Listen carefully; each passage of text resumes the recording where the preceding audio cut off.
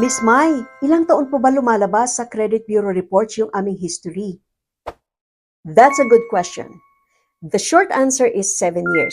So yung 7 years ng history mo, kung ano yung mga trade lines mo, car loans, credit cards, lahat yan, makikita yung payments mo for the last 7 years.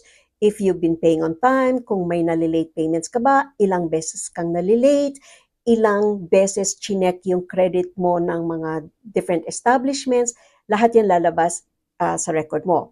Now, the reason I said 7 years is hindi ibig sabihin, kunwari lang, nag-declare kayo ng bankruptcy 7 years ago.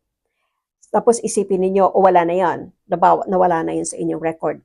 Not necessarily. Kasi kung ang mga bago mong trade lines, yung mga credit cards, lahat, nag-start 7 years pa lang, the lenders may want to know, bakit 7 years lang to?